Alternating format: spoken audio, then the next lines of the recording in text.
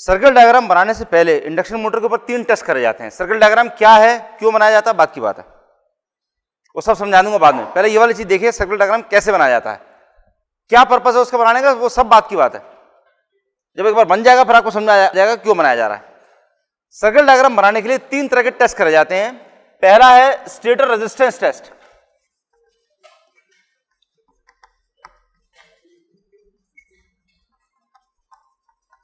Stator resistance test, दूसरा है no load test, तीसरा है ब्लॉक्ड रोटर टेस्ट। 3 टेस्ट करे जाते हैं। स्टेटर रेजिस्टेंस सिंपल, स्टेटर में 3 फेज रेजिस्टेंस है। क्यों है स्टेटर में 3 फेज रेजिस्टेंस, क्यों लगी हुई है, क्या है, वाइंडिंग, दैट्स करेक्ट। स्टेटर में जो वाइंडिंग लगा रखी है उस वाइंडिंग की जो अपनी रेजिस्टेंस है that is basically the stator resistance, और वो नापने के लिए आपको कोई भी एक फेज की रेजिस्टेंस नापनी है and that is basically the single phase resistance. उसको 3 से मल्टीप्लाई कर देंगे, you get the value for 3 phase resistance, that's all. ठीक है, टोटल स्टेटर रेजिस्टेंस आपको इस तरह मिल जाएगी। वो नापना सबको आता है, रेजिस्टेंस मेजर करना सब लोगों को आता है, ईसीएम लैब में सब लोगों ने कर रखा है। ठीक, तो वो सब आप देख चुके हैं। Next is no load test और ब्लॉक रोटर टेस्ट।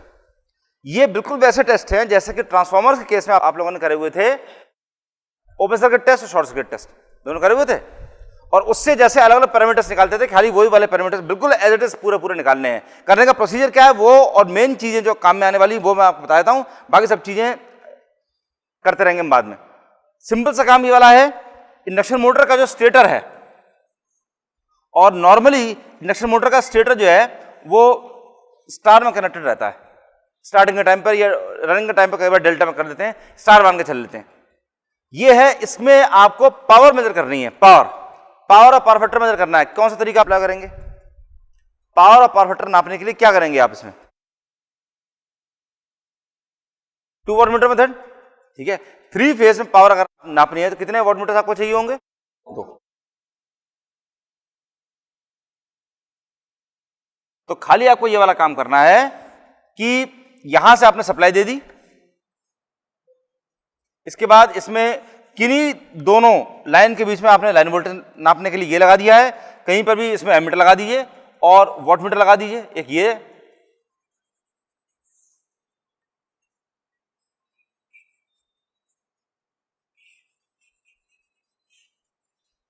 एक वॉटमीटर ये लगा हुआ है, एक वॉटमीटर ये लगा हुआ है। ठीक, this gives you the power. इसके बाद आपको नो लोड पर रन करना है। नो लोड पर ये जो करंट नापेगा that current will be I naught, this voltage will be well line voltage, उसमें वी नॉट क्या होगा, लोड वोल्टेज पूरा रहेगा। और this is P1, this is P2, P1 plus P2 will give the value of total power P। तो इससे आपको क्या क्या क्या मिल सकता है, आपको मिल जाएगा P मिल जाएगा, P not, late us call this P nought, V nought, I nought, और ये तीनों मिल जाएंगे तो फाई नॉट निकाल सकते हैं सब लोग, phi nought. No load power, no load voltage, no load current, no load power factor angle, ये चारों चीजें आप इसमें निकाल सकते हैं। ठीक, अच्छा, इसके बाद आपको क्या करना है, आपको करना है next is block rotor test. Block rotor test के अंदर आप क्या करेंगे, इसमें जो सप्लाई देंगे डायरेक्टली सप्लाई नहीं देंगे, इसमें सप्लाई जो देंगे वो सप्लाई दी जाएगी थ्रू एन ऑटो ट्रांसफॉर्मर।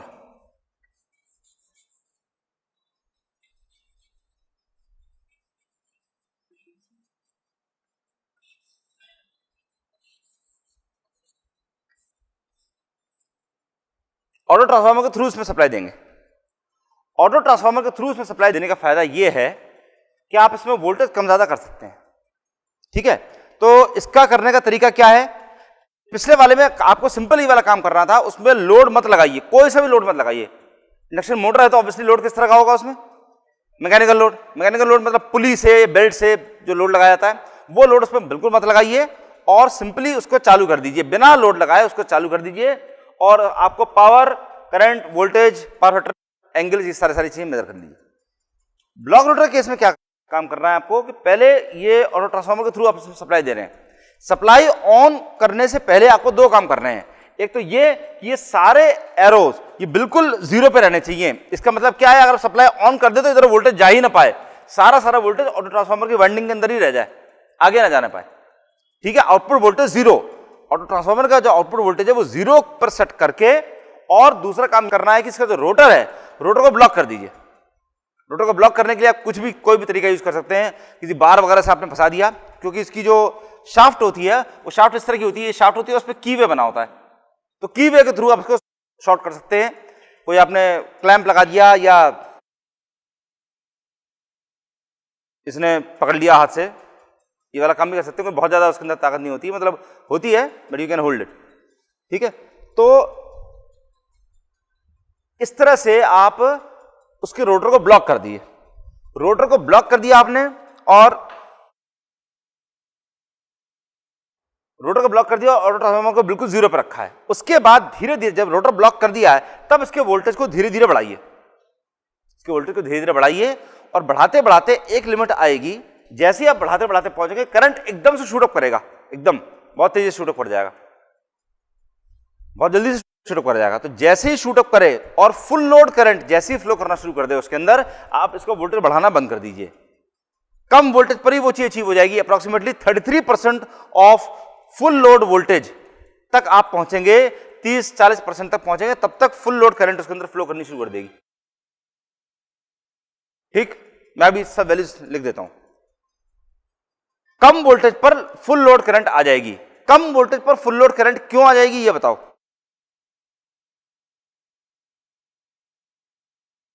क्योंकि उस पर मैकेनिकल लोड बहुत ज्यादा है, आपने रोटर को ब्लॉक कर रखा है। अगर ऐसे में आपने फुल वोल्टेज दे दें तो करंट की वैल्यू कितनी हो जाएगी? बहुत ज्यादा हो जाएगी। अगर आपने पूरा वोल्टेज दे रखा है और रोटर को ब्लॉक कर दिया तो load is maximum possible load, जितना भी मैक्सिमम पॉसिबल लोड आप लगा सकते हैं उतना लोड हो गया। इसका मतलब क्या हो गया कि आपने पंखे में फॉर एग्जाम्पल सप्लाई दे दी और पंखे को पकड़ लिया तो पंखा चल ही नहीं पा रहा है, तो करंट की वैल्यू बहुत ज्यादा बढ़ जाएगी। इसीलिए वो करंट की वैल्यू बहुत ज्यादा ना पहुंचने पाए, इसलिए आप क्या करते हैं कि वोल्टेज को धीरे धीरे बढ़ाते हैं। रोटर को ब्लॉक कर दिया, वोल्टेज को धीरे धीरे बढ़ा रहे हैं, और जैसे ही फुल लोड करंट फ्लो करनी शुरू कर दे वहीं पर आप रुक जाते हैं। क्योंकि फुल लोड करंट से ज्यादा अगर करंट हो जाएगा तो प्रॉब्लम क्या आएगी? वाइंडिंग जल जाएगी। जस्ट ठीक है, तो नो लोड टेस्ट के बारे में एक चीज देखिए, this is done at rated voltage. Voltage की वैल्यू पूरी रहती है। नो लोड टेस्ट का जो डायग्राम था उसमें ऑटो ट्रांसफार्मर नहीं लगा रखा था, पूरा वोल्टेज आपने इसके अंदर दे रखा था। This was done at rated voltage. Block rotor test, this is done at rated current. Voltage की वैल्यू इसमें कम होती है, वोल्टेज की वैल्यू इसमें कम होती है, लेकिन करंट की वैल्यू मैक्सिमम होती है इसके अंदर। जो नो लोड टेस्ट है उसके अंदर वोल्टेज की वैल्यू मैक्सिमम होती है, लेकिन करंट की वैल्यू बहुत कम होती है, क्योंकि उस पर लोड है ही नहीं। उस पर लोड अगर आपने उस पर नहीं लगा रखा है तो करंट की वैल्यू बहुत मिनिमल होगी, मिनिमल करंट। ये बिल्कुल वैसी टेस्ट है जैसे कि ओपन सर्किट टेस्ट और शॉर्ट सर्किट टेस्ट है ट्रांसफार्मर के, याद है सब लोगों को? बस ये बिल्कुल इसी तरह से। ठीक है, तो इस तरह से आप ये भी मेरे को बता सकते हैं कि नो लोड टेस्ट से किस तरह की चीजें आपको मिलती थी। नो लोड टेस्ट से क्या मिलता था? नो लोड टेस्ट से वोल्टेज फुल है, आयरन लॉस, करंट की वैल्यू बहुत कम है, कॉपर लॉस नेग्लिजिबल है। और ब्लॉक रोटर टेस्ट से क्या मिलेगा? कॉपर लॉस, आयरन लॉस उससे नहीं मिलेगा। ब्लॉक रोटर टेस्ट से आपको कॉपर लॉस मिलेगा, क्योंकि करंट की वैल्यू मैक्सिमम है और वोल्टेज की वैल्यू कम है। ठीक है, तो इससे आपको वैल्यूज मिली है P nought, V nought, I nought और फाई नॉट। इससे तो आपको वैल्यू मिली that is PSC, VSC, ISC और फाई SC।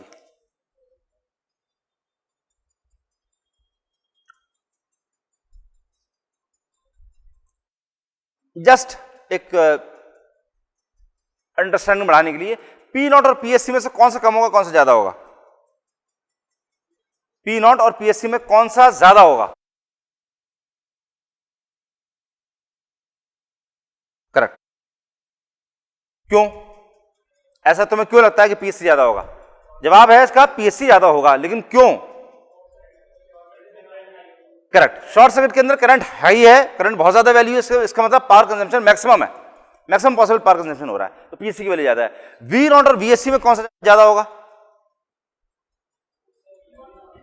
V not. क्यों? करेक्ट, क्योंकि उसके केस में आप फुल लोड वोल्टेज दे रहे हैं, पूरा वोल्टेज आपने उसके अंदर दे रखा था। It is done at rated voltage, rated voltage की वैल्यू डेफिनेटली ज्यादा है, तो V नॉट ज्यादा है, और VSC तो आप वैसे ही रिड्यूस करके दे रहे हैं, तो VSC की वैल्यू बहुत कम है। I नॉट और ISC में किसकी करंट ज्यादा होगी? ISC, that's correct. Short circuit current है, एससी का मतलब शॉर्ट सर्किट, तो शॉर्ट सर्किट करंट होगी, फुल लोड करंट इसके अंदर फ्लो कर रही है, that means IC is much more, I not की वैल्यू बहुत कम होगी, नो लोड करंट के बराबर है, नो लोड करंट है वो, जैसे ट्रांसफार्मर में नो लोड करंट थी, दैट्स ऑल। और फाई नॉट और फाई एससी में क्या होगा, which we don't know as yet, अभी हमको पता नहीं है, वो जब आप उसको सॉल्व करेंगे देन यू नो, ठीक। तो ये टेस्ट करने के बाद में आपको सर्किट डायग्राम बनाना है। कैसे बनाना है, मेरा सजेशन क्या है कि इस टाइम आप खाली ये देखिए कि सर्किट डायग्राम कैसे बनाया जाता है। सर्किट डायग्राम बनाने के लिए पहले आप क्या करेंगे, ड्रॉ द एक्सिस, ये आपने एक्सिस ड्रॉ कर दी, ठीक है, एक्सिस ड्रॉ कर दी। इसके बाद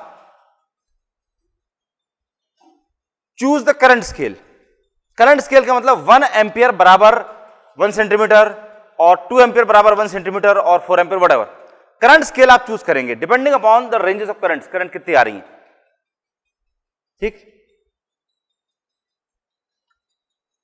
और उसके बाद आप क्या काम करेंगे, phi nought angle, Y axis से फाई नॉट एंगल लेंगे और आई नॉट ड्रॉ कर देंगे, फर्स्ट लाइन, ये फर्स्ट लाइन, ठीक है। फिर से ध्यान दीजिए, एक्सिस जब आपने एक बार बना ली ग्राफ पेपर पर, एक्सिस जब एक बार बना ली ग्राफ पेपर पे, एक नॉर्मल कॉपी बना लीजिए, बात वही है। उसके बाद करंट स्केल चूज करिए, करंट स्केल चूज करने के बाद में फाई नॉट एंगल आपको लेना है वाई एक्सेस से, एक्स एक्सेस से नहीं, वाई एक्सेस से फाई नॉट एंगल लीजिए और उस पर आई नॉट, मान लीजिए आई नॉट की वैल्यू से 1 एम्पियर निकल के आ रही थी और आपका scale was 1 ampere is equal to 1 centimetre, तो कितनी लंबी लाइन में बनेगी, लाइन कितनी लंबी बन जाएगी, 1 सेंटीमीटर। भाई 1 एम्पियर आपका स्केल है, 1 एम्पियर बराबर 1 सेंटीमीटर, तो 1 एम्पियर आई नॉट की वैल्यू 1 एम्पियर अगर आ रही थी तो 1 सेंटीमीटर की लाइन लेकर के आप यहां पे एंगल लेंगे फाई नॉट और इतने एंगल पर ये आई नॉट, ये वाली लाइन आप ड्रॉ कर देंगे which is known as O O dash. पहली लाइन ये ड्रॉ करते ही दूसरा काम आपको क्या करना है, यहां से बिल्कुल हॉरिजॉन्टल लाइन खींच दीजिए, 2 लाइन हो गई, दोनों लाइन क्लियर है सब लोगों को, बनानी आ गई सब लोगों को। अब इसके बाद आपको एक छोटा सा कैलकुलेशन करना है, VSC was reduced, नॉर्मल मान लीजिए VSC की वैल्यू आई से 1/3 मान लेते हैं, तो 440 का 440 का 1/3 कितना हो जाएगा, लेट अस से 150 वोल्ट्स, 150 वोल्ट्स। और इस पर जो ISC I, ISC is the full load current, full load current कौन सी करंट है, वो करंट है जो इंडक्शन मोटर के जो ऊपर जो प्लेट लगी हुई है उसमें जो करंट की वैल्यू दे रखी है फुल लोड करंट की, वो ISC की वैल्यू है। मतलब आपको इंडक्शन मोटर के बारे में ये बताया गया है, उसके नेम प्लेट में मैन्युफैक्चरर ने बता रखा है कि इसमें किसी भी कंडीशन में 10 एम्पियर से ज्यादा करंट मत दीजिए, 10 ampere is the maximum possible current.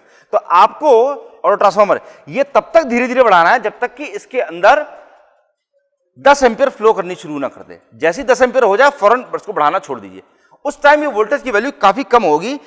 और अगर 440 वोल्ट अगर इसकी रेटेड वोल्टेज है तो this will be achieve somewhere close to 150 volts. 150 volts पे ISC की वैल्यू चल रही है 10 एम्पियर्स। अब आपको यह निकालना है कि अगर आपने इसमें VSN दिया होता, VSN is equal to 440 volts, 450 कर देते हैं, ठीक है, कैलकुलेशन आसान हो जाएंगे। अभी अगर आपने इसमें कैलकुलेट करके आपको यह निकालना है कि 150 के बजाय अगर आपने फुल 450 वोल्ट दिया होता, 450 वोल्ट इसकी रेटेड वैल्यू थी, ठीक है, जो इंडक्शन मोटर की जो नेम प्लेट जो थी, प्लेट के ऊपर ये लिखा हुआ था 450 वोल्ट्स 10 एम्पियर्स, ये इंडक्शन मोटर 450 वोल्ट की है और 10 एम्पियर की है। अगर ऐसा दे रखा होता, मतलब अगर 450 वोल्ट आपने दे रखे होते, 150 वोल्ट पर 10 एम्पियर है, 450 वोल्ट पर ISN कितनी होती करंट, कितनी ISN की वैल्यू कितनी हो जाती, 30 एम्पियर्स, 30 एम्पियर्स। कैसे, simple, this upon this is equal to this upon this, simple.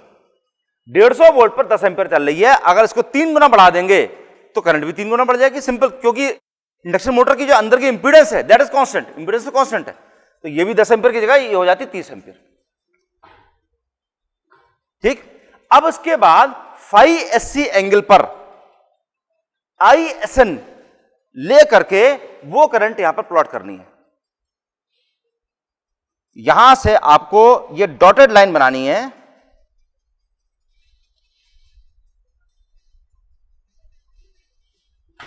ये डॉटेड लाइन क्या है, ये एंगल जो है यहां से यहां तक का जो एंगल है, this angle is phi S C. जरूरी नहीं है कि ये angle phi S C phi nought से छोटा हो, बड़ा भी हो सकता है, विल सी, हम बाद में देखेंगे जब कर लेंगे तो। लेकिन फाई एस सी एंगल पर यहां से वाई एक्सिस से फाई एस सी एंगल लीजिए, ये वाला एंगल, और इस एंगल पर आई एस एन प्लॉट कर दीजिए।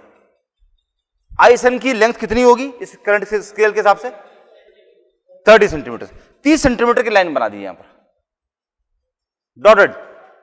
तीसरी लाइन, तीनों लाइन सबको समझ में आ रही है। पहली लाइन क्या थी, फाई नॉट एंगल पर आई नॉट, दूसरी लाइन यहां से हॉरिजॉन्टल लाइन, दैट्स ऑल, सबसे सिंपल। उसके बाद तीसरी लाइन क्या थी, तीसरी लाइन से पहले आपको कैलकुलेशन करने जरा से। कैलकुलेशन क्या है कि अगर कम वोल्टेज पर अगर इतनी करंट आ रही थी तो फुल वोल्टेज पर कितनी आई होती, वो निकाल करके इतने एंगल पर फाई एस सी एंगल पर आई एस एन वो लाइन बना दीजिए डॉटेड, और उसके बाद इस पॉइंट को इस पॉइंट से ज्वाइन कर दीजिए।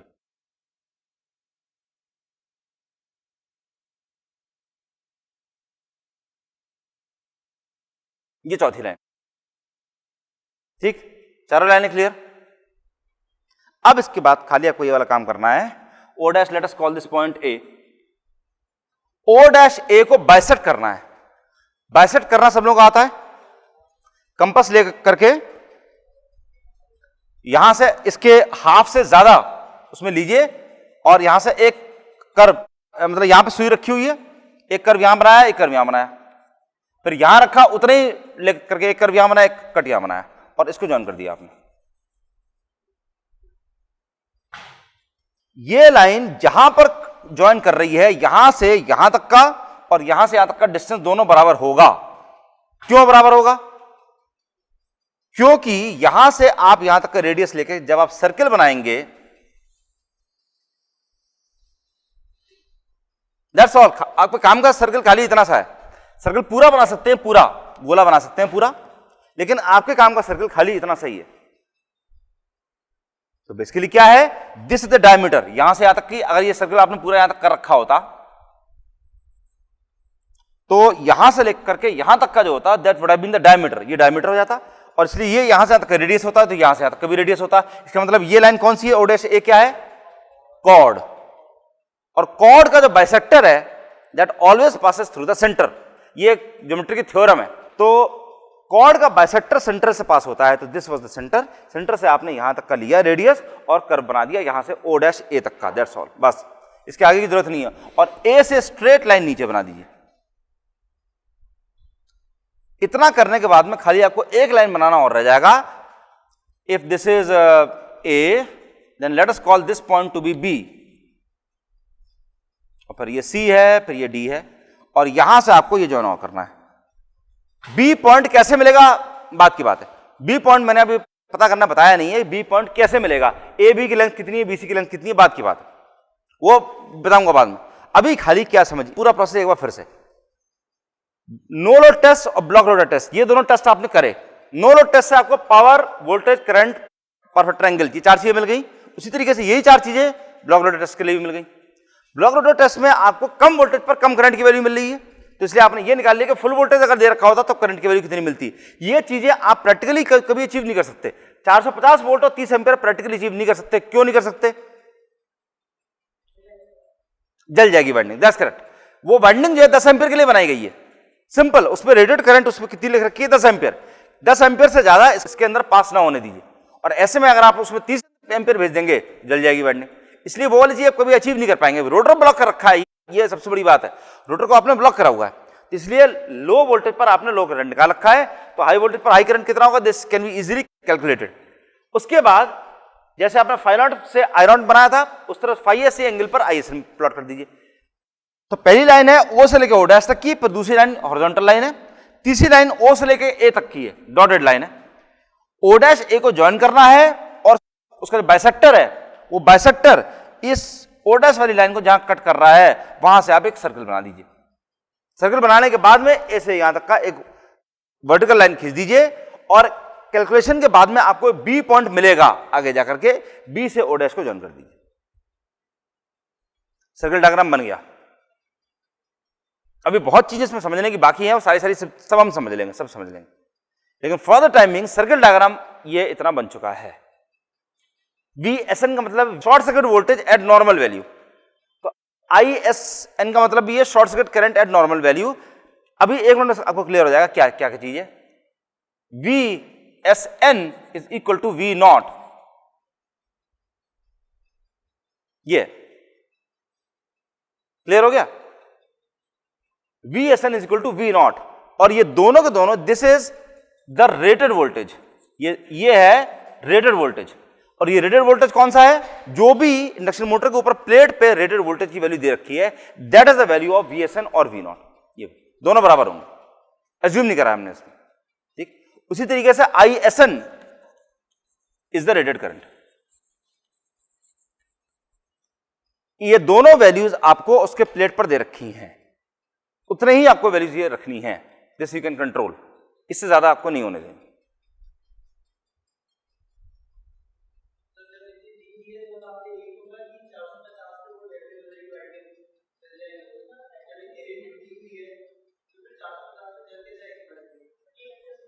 क्योंकि इसका जवाब कोई दे सकता है, सवाल यह है कि अगर 450 पे वाइंडिंग जल जाएगी, तो अगर 450 सप्लाई करेंगे तो वाइंडिंग जल जाएगी, हाँ,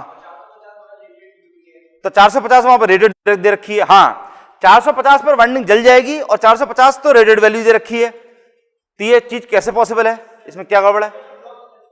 हाँ, प्रॉब्लम क्या है, ये वो कंडीशन हम लेके चल रहे हैं जिसपे हमने रोटर को ब्लॉक कर रखा है।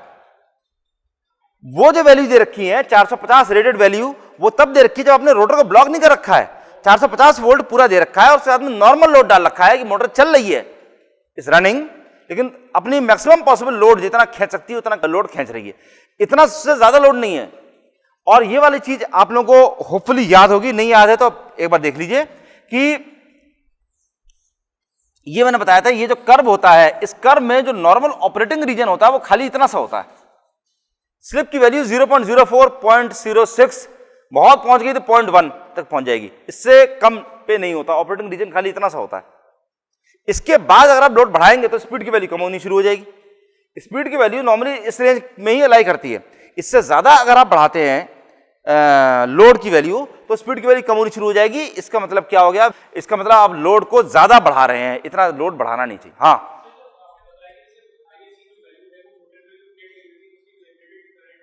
ISC की जो वैल्यू है वो रेटेड करंट होती है, दैट्स करेक्ट। हाँ ठीक है, सवाल यहां पर ये है कि मैंने यहां पर अभी बताया था ISC is the rated current, तो ISN की वैल्यू 30 एम्पीयर कैसे हो गई।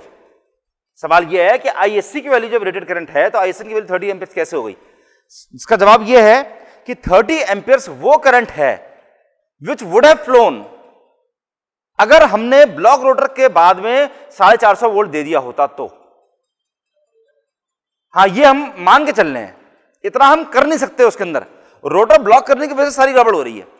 अगर नॉर्मल केस में आप 450 वोल्ट देते तब तो उसके अंदर 10 एम्पीयर ही फ्लो कर सकती थी, 10 एम्पीयर से ज्यादा भी फ्लो कर जाएगी अगर आप लोड बढ़ा दीजिए, लेकिन वो एडविजिबल नहीं है। इसका मतलब वहां पे मोटर के अंदर अनड्यू हीटिंग होनी शुरू हो जाएगी। तो 30 ampere is not actually imaginary, 30 ampere is that value which would have phloem, लेकिन अगर वो 30 एम्पीयर की करंट अगर फ्लो करती है उसके अंदर तो वाइंडिंग जल जाती। तो 10 एम्पीयर की रेटेड करंट है, अगर एक लिमिट से ज्यादा उसके अंदर लोड डालेंगे तो करंट की वैल्यू बढ़नी शुरू हो जाएगी, बढ़ तो जाती है, फैक्टर ऑफ सेफ्टी आप लेके चलते हैं। तो बात क्या है कि ये वो वाली वैल्यू है, मतलब अगर आपने उसके रोटर को ब्लॉक करके फुल वोल्टेज दे दिया होता तो 30 एम्पीयर में फ्लो करती, ठीक। हाँ,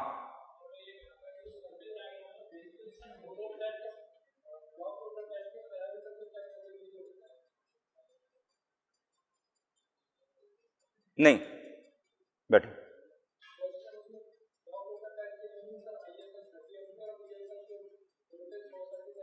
ये ऑब्जर्वेशन बढ़िया है लेकिन जवाब इससे थोड़ा सा अलग है। यहां पे इसका ऑब्जर्वेशन ये है कि सर्किट डायग्राम जो है वो नो लोड और ब्लॉक रोटर टेस्ट की वैल्यूज वेरीफाई करने के लिए होता है, ठीक। ये बड़ा इंपॉर्टेंट ऑब्जर्वेशन इसलिए है क्योंकि यही चीज हमको इसमें दिखाई दे रही है। हमें खाली दो वैल्यूज हमको दे रखी हैं, नो लोड की वैल्यू और ब्लॉक रोटर की वैल्यू, और उस पर हमने ये पूरा सर्किट डायग्राम बना रखा है। तो इट इज क्वाइट ऑब्वियस, ये बड़े साफ साफ हमको दिखाई दे रहा है कि सर्किट डायग्राम खाली नो लोड और ब्लॉक रोटर टेस्ट की वैल्यूज चेक करने के लिए है, जबकि एक्चुअली ये नो लोड और ब्लॉक रोटर के अलावा सारी वैल्यूज चेक करने के लिए है, खाली नो लोड और ब्लॉक रोटर की वैल्यू चेक करने के लिए नहीं है। यह मजेदार बात है। क्यों? इसका रीजन क्या है, वो रीजन समझिए। नो लोड टेस्ट एक एक्सट्रीम कंडीशन है, जब आपने मोटर के ऊपर बिल्कुल भी लोड नहीं डाल रखा है। जैसे मई 21 मई के बाद, अब जो नेक्स्ट 21 मई के बाद आएगी, उसके बाद में आप सारे लोग खाली हो जाओगे। उस टाइम कोई पढ़ाई नहीं करनी होगी आपको, मतलब अभी इन दिनों भी छुट्टी आई थी लेकिन उसमें पढ़ाई करनी थी, चाहे तो पढ़ सकते थे, अगले सेमेस्टर का पढ़ सकते थे, लेकिन वो जो छुट्टी आपको मिलेगी उसमें बिल्कुल खाली होंगे, बिल्कुल नो लोड, आपके सर के ऊपर कोई लोड नहीं है। और वही जिस टाइम एंड सेमेस्टर या मेकअप सीटी है वो सब चल रहे होते हैं, उसमें आपके सरों के ऊपर मैक्सिमम लोड होता है। ठीक है, तो नो लोड कंडीशन एक एक्सट्रीम कंडीशन है जिसमें आपने मोटर के ऊपर बिल्कुल भी लोड नहीं डाल रखा है। ब्लॉक रोटर दूसरी एक्सट्रीम कंडीशन है जिसमें आपने उस पर मैक्सिमम पॉसिबल लोड डाल रखा है कि रोटर घूम ही नहीं पा रहा है। इसका मतलब क्या है, मोटर का जितना बिहेवियर है वो इन दोनों पॉइंट्स के बीच में ही होने वाला है, न इससे कम न इससे ज्यादा। ये पॉइंट समझ में आया सब लोगों को? न तो नो लोड से कम उसके अंदर डाल सकते, लोड आपने पूरा ढा दिया, अब क्या उससे भी कम उसमें लोड देना पॉसिबल है? नहीं है, नहीं दे सकते। उससे कम लोड करना उसके अंदर पॉसिबल ही नहीं है। तो मिनिमम पॉसिबल सबसे आसान कंडीशन मोटर के लिए वो है जब आपने उस पर नो लोड पर रन करा हुआ है, सबसे हल्की कंडीशन। और सबसे भारी कंडीशन क्या है? जब आपने उसको रोटर को ब्लॉक कर रखा है, इतना लोड डाल दिया। तो बची हुई सारी वैल्यूज, वो सारी वैल्यूज इस रेंज के अंदर ऑपरेट करेंगी, ये रेंज। तो कहने का मतलब क्या है, अगर आप लोड आपने बिल्कुल जीरो कर रखा है, जीरो लोड, तो आपको करंट इतनी देनी पड़ रही है। अगर आपने लोड थोड़ा सा बढ़ा दे तो करंट आपको देनी पड़ेगी कितनी? इतनी। अगर लोड थोड़ा सा और बढ़ा दिए तो करंट आपको देनी पड़ेगी इतनी, और बढ़ा दिए तो करंट इतनी हो जाएगी, और बढ़ा दी तो करंट इतनी हो जाएगी, और बढ़ा दी करंट इतनी हो जाएगी, ऐसे बढ़ता जाएगा।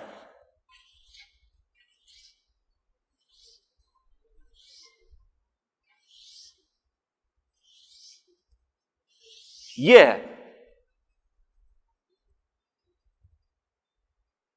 तो बेसिकली ये सर्किल क्या है?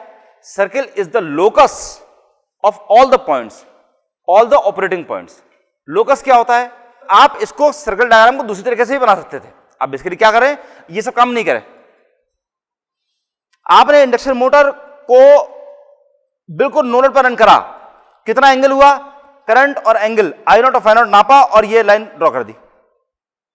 फिर आपने उस पर लोड थोड़ा सा बढ़ाया, फिर करंट नापा और फाई नॉट नापा, आई और फाई दोनों नापे, फिर वो वाला एंगल बनाया, फिर वो वाली वेक्टर बनाया, फिर लोड और बढ़ा दिए। धीरे धीरे लोड बढ़ाते जाइए और करंट और पावर फैक्टर एंगल दोनों चीजें नापते जाइए और उतने एंगल पर इसको बनाते जाइए, और सारे जब आप ज्वाइन कर देंगे सारे ऐसे पॉइंट्स, तो अपने आप आपको सर्कल मिल जाएगा। ये समझे? सर्कल डायग्राम का पर्पस समझ में आ रहा है सब लोगों को? मतलब क्या है कि दो एक्सट्रीम कंडीशन के बीच में ही उसकी सारी कंडीशन लाई करने वाली हैं। तो आपने एक्सट्रीम कंडीशन प्लॉट कर दिया और उसके बाद में आपने सीधा कर्व बना दिया। अब आपको यह पता है कि खाली आपको आई नॉट की वैल्यू अगर मिल जाती है, मतलब I1 की वैल्यू, मतलब नॉर्मल केस में इंडक्शन मोटर जो रन कर रही है वो इतना करंट ले रही है, इसकी वैल्यू मान लीजिए 1 एम्पियर है और ISN की वैल्यू 30 एम्पियर है। अब नॉर्मल केस में आपको ये पता चला कि आपने लोड उस पर इतना लगा रखा है कि उसमें करंट की वैल्यू 5 एम्पियर जा रही है, तो सीधे 5 एम्पियर का मतलब क्या होगा, कितना सेंटीमीटर हो गया?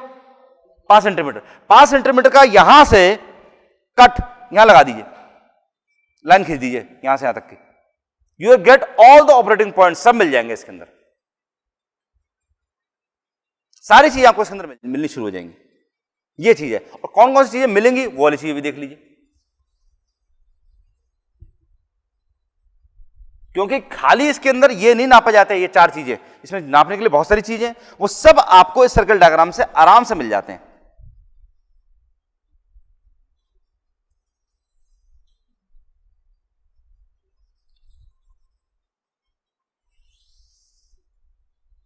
अब देखो 5 एम्पियर का लेक करके आपने यहां पे कट लगाया और ये लाइन ड्रॉ कर दी। अगेन मैंने अभी तक आपको ये नहीं बताया कि बी कहां से आया, लेकिन अभी क्लियर हो जाएगा कैसे है, क्या है। अब देखो, this O' A is known as the output line, O dash B is known as the torque line. अब देखिए, ये रहा P Q R S T. PQ is the measurement of the mechanical output of the rotor output. QR is rotor copper loss. QR. RS is stator copper loss. ST is stator iron loss, which is obviously constant. अब क्या हो गया कि आपने 5 centimetre वाला cut बनाया, आपको ये वाली वैल्यू मिल गई। मान लीजिए करंट की वैल्यू होती है 8 एम्पियर, तो आपने यहां से 8 एम्पियर का लिया, कट लिया और ये लाइन नीचे खींच दी। अब उसके बाद में A B C D E F G G H I J K L G H I J K। अब ये G और H के बीच की जो वैल्यू है, ये क्या है? Output, mechanical output. H से लेकर के I तक का ये क्या है? Rotor copper loss. Rotor copper loss ये है, ये यहां से यहां तक का। इन दोनों लाइनों के बीच में जितना भी है, that is rotor copper loss. इन दोनों लाइनों के बीच का जितना भी है, ये क्या है? Stator copper loss. और ये दोनों लाइनों के बीच का जितना है, that is stator iron loss. और अगर आपने फुल वोल्टेज 450 वोल्ट दे रखा है और करंट की वैल्यू 30 एम्पियर है, तो आपका कट बनना है ऑब्वियसली यहां। इस टाइम मैकेनिकल आउटपुट कितना है? मैकेनिकल आउटपुट कहां से कहां तक का है? 0। क्यों? क्योंकि रोटर ब्लॉक्ड है। रोटर ब्लॉक है, रोटर घूम ही नहीं पा रहा, मैकेनिकल आउटपुट 0 है। और A से B तक क्या है? ये पूरा रोटर कॉपर लॉस है, रोटर कॉपर लॉस। B से लेकर C तक का क्या हो गया? Stator copper loss. और C से लेकर D तक का स्टेटर आयरन लॉस। तो B point is the partition between rotor copper loss and stator copper loss. ये है। ये कैसे निकाला जाता है, ये वाली चीजें अभी आपको नेक्स्ट, फिलहाल आप खाली इतना याद रखिए, ठीक।